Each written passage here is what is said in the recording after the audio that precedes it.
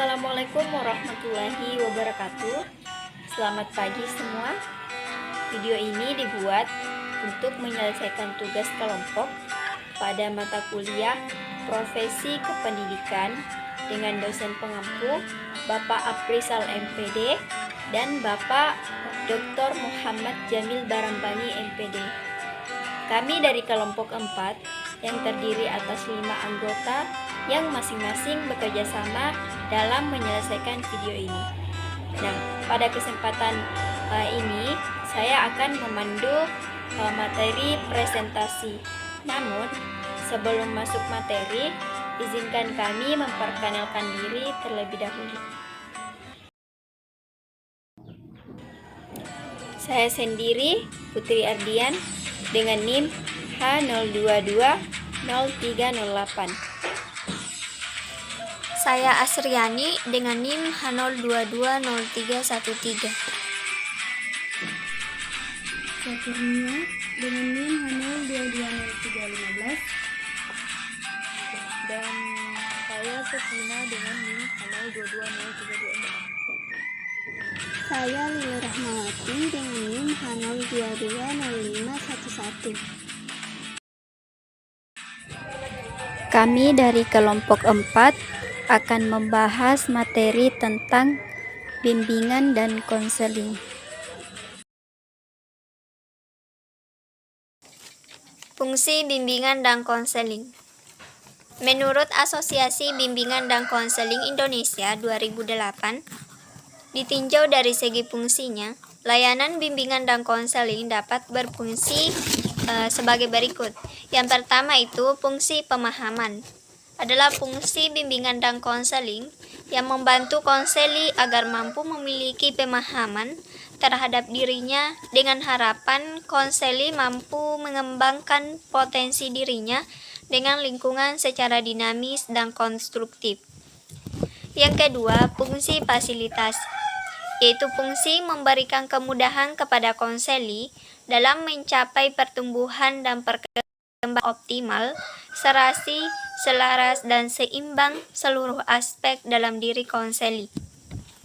Yang ketiga, fungsi penyesuaian, yaitu fungsi bimbingan dan konseling dalam membantu konseli agar dapat menyesuaikan diri dengan lingkungannya secara dinamis dan konstruktif. Yang keempat, fungsi penyaluran, yaitu konselor perlu bekerja sama dengan pendidik lainnya di dalam maupun di luar pendidikan. Yang kelima, fungsi adaptasi, yaitu fungsi membantu para pelaksana pendidikan untuk menyesuaikan program pendidikan terhadap latar belakang pendidikan, minat, kemampuan, dan kebutuhan konseli.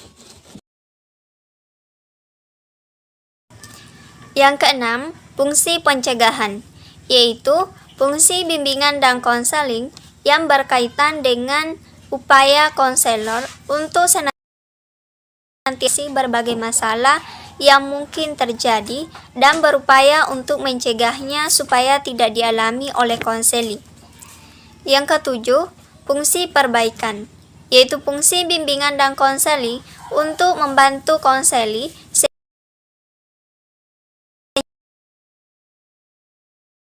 perasaan dan bertindak atau berkehendak. Yang kedelapan, fungsi penyembuhan, yaitu fungsi bimbingan dan konseling yang bersifat kuratif. Yang kesembilan, fungsi pemeliharaan, yaitu fungsi bimbingan dan konseling untuk membantu konseli supaya dapat menjaga diri dan mempertahankan situasi kondusif yang telah tercipta dalam dirinya. Dan yang terakhir adalah fungsi pengembangan, yaitu fungsi bimbingan dan konseling yang sifatnya lebih proaktif dari fungsi-fungsi lainnya. Fungsi bimbingan dan konseling. Berdasarkan Permendikbud nomor 111 tahun 2014 tentang bimbingan dan konseling pada pendidikan dasar dan pendidikan menengah. 1. Pemahaman diri dan lingkungan. 2. Fasilitas pertumbuhan dan perkembangan. 3. Penyesuaian diri dengan diri sendiri dan lingkungan. Keempat, penyaluran pilihan pendidikan, pekerjaan, dan karir. 5. Pencegahan timbulnya masalah. 6. Perbaikan dan penyembuhan. 7. Pemeliharaan kondisi pribadi dan situasi yang kondusif. Untuk perkembangan diri konseling. 8. Perkembangan potensi optimal. 9. Advokasi diri terhadap perlakuan diskriminatif. 10. Pembangunan adaptasi pendidik dan tenaga pendidik terhadap program dan aktivitas pendidik sesuai dengan latar belakang pendidikan, bakat, minat, kemampuan, kecepatan belajar, dan kebutuhan konseling. Saya sebagai pemateri selanjutnya akan melanjutkan materi yaitu tujuan bimbingan dan konseling. Yang pertama yaitu tujuan bimbingan dan konseling terhadap aspek akademik, yaitu meliputi yang pertama, agar peserta didik memiliki kesadaran wacana potensi diri yang ada dalam dirinya terhadap aspek belajar. Yang kedua yaitu agar peserta didik memiliki perilaku dan kebiasaan berguru yang positif. Yang ketiga, agar peserta didik memiliki motif yang tinggi untuk berguru sepanjang hayatnya. Yang keempat, agar peserta didik memiliki keterampilan atau teknik berguru yang efektif. Kemudian yang kelima, yaitu agar peserta didik memiliki keterampilan untuk menetapkan tujuan dan perencanaan pendidikannya sendiri. Kemudian yang keenam yaitu agar peserta didik memiliki kesiapan mental dan kemampuan untuk menghadapi ujian yang akan datang. Selanjutnya, tujuan bimbingan dan konseling terhadap aspek karir. Yang pertama yaitu agar peserta didik memiliki pemahaman terkait dirinya, meliputi pemahaman akan minat, bakat, dan kepribadian yang terkait dengan pekerjaan. Yang kedua yaitu agar peserta didik memiliki pemahaman akan dunia kerja. Yang ketiga, agar peserta didik memiliki perilaku positif terhadap dunia kerja, yaitu meliputi keinginan untuk bekerja dalam bidang apapun tanpa merasa rendah diri, asal bermakna bagi dirinya dan sesuai dengan norma agama. Kemudian yang keempat yaitu memahami relevansi kompetensi berguru dengan persyaratan keahlian atau keterampilan dalam bidang pekerjaannya. Yang kelima, memiliki kemampuan untuk membentuk identitas karir, yaitu dengan cara mengenali ciri-ciri pekerjaannya, kemampuan atau persyaratan yang dituntut, lingkungan sosiopsikologis pekerjaan, prospek kerja, serta kesejahteraan kerja. Kemudian yang keenam yaitu agar peserta didik memiliki kemampuan untuk merencanakan masa depannya, yaitu merencanakan kehidupan yang rasional dan sesuai dengan minat, kemampuan, dan kondisi kehidupan sosial ekonomi peserta didik. Kemudian yang ketujuh yaitu agar peserta didik mampu membentuk pola-pola karir atau kecenderungan arah karir yang diinginkannya. Kemudian yang kedelapan yaitu agar peserta didik mengenal keterampilan, kemampuan, dan minat. Karena keberhasilan atau kenyamanan dalam suatu karir sangat dipengaruhi oleh kemampuan, minat, serta bakat yang dimiliki oleh peserta didik. Nah, selanjutnya yaitu manfaat bimbingan dan konseling. Bimbingan dan konseling sangat dibutuhkan untuk diberikan di sekolah. Pemberian bimbingan dan konseling ini diberikan kepada siswa dengan pertimbangan agar siswa dapat mendapatkan manfaatnya. Nah, adapun manfaatnya yaitu sebagai berikut.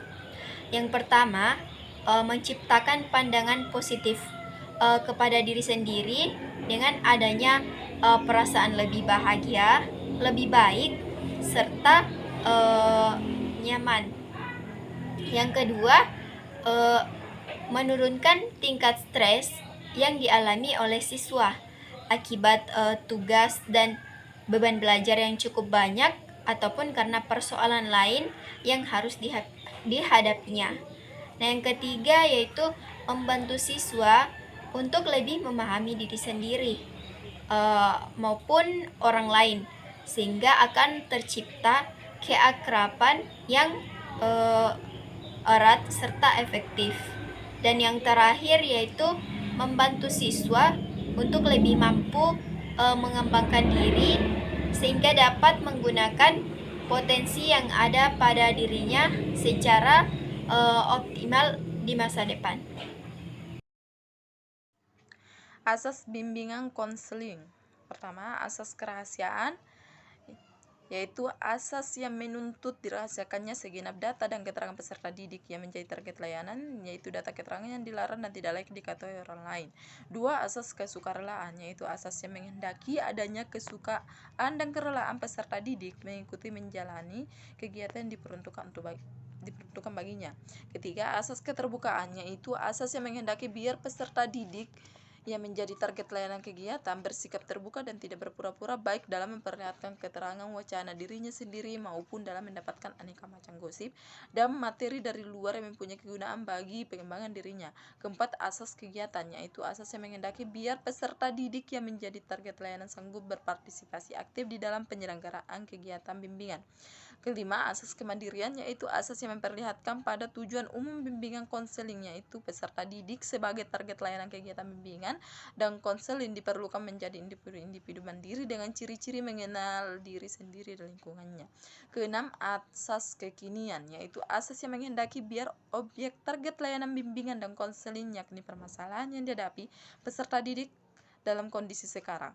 Ketujuh, asas kedinamisan, yaitu asas yang menghendaki biar isi layanan terhadap target layanan hendaknya selalu bergerak maju, tidak monoton dan terus berkembang serta berkelanjutan sesuai dengan kebutuhan dan tahap perkembangan dari waktu ke waktu. Kedelapan, asas keterpaduan, yaitu asas yang menghendaki biar aneka macam layanan dan kegiatan bimbingan dan konseling baik yang dilakukan oleh guru pembimbing maupun pihak lain saling menunjang, serasi, dan terpadukan. 9. Asas kenormatifan, yaitu asas yang menghendaki biar segenap layanan dan kegiatan bimbingan dan konseling didasarkan pada norma-norma, baik norma agama, hukum, peraturan adat istiadat, ilmu pengetahuan, dan kebiasaan-kebiasaan yang berlaku. 10. Asas keahlian, yaitu asas yang menghendaki biar layanan dan kegiatan bimbingan dan konseling diselenggarakan atas dasar kaidah-kaidah profesional. 11. Asas ahli tangan kasus, yaitu asas yang menghendaki biar pihak-pihak yang tidak menyelenggarakan layanan bimbingan dan konseling secara sempurna dan tuntas atas suatu permasalahan peserta didik kiranya sanggup mengalih tangankan kepada pihak yang lebih ahli. 12. Asas tuturi handayani, yaitu asas yang menghendaki biar pelayanan bimbingan konseling secara keseluruhan sanggup membuat suasana mengayomi, memberikan rasa aman, menyebarkan keteladanan, dan memperlihatkan rangsangan dan dorongan serta kesempatan yang seluas-luasnya kepada peserta didik untuk maju. Peranan guru dalam layanan bimbingan dan konseling. Pertama, guru bimbingan dan konseling berperan sebagai informator adalah dengan memberikan informasi-informasi tentang pendidikan lanjutan dan informasi tentang pekerjaan, karena informasi ini sangat membantu siswa dalam merencanakan karir. Kedua, sebagai fasilitator, guru berperan dalam memberikan pelayanan termasuk ketersediaan fasilitas guna memberi kemudahan dalam kegiatan belajar bagi peserta didik. Lingkungan belajar yang tidak menyenangkan, suasana ruang kelas yang kurang kondusif dan mendukung menyebabkan minat belajar peserta didik menjadi rendah. Ketiga, peran guru sebagai mediator dapat diartikan sebagai penengah dalam kegiatan belajar siswa, misalnya menengahi atau memberikan jalan keluar dalam kegiatan diskusi siswa. Mediator juga diartikan penyedia media Dalam hal ini, guru hanya menggunakan buku paket dalam penyampaian materi. Keempat, guru sebagai kolaborator. Guru dapat berperan sebagai kolaborator di sekolah seperti dalam penyelenggaraan berbagai jenis layanan tentang informasi layanan pembelajaran atau dalam pelaksanaan kegiatan pendukung.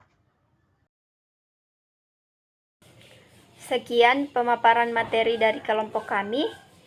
Kami ucapkan wassalamualaikum warahmatullahi wabarakatuh.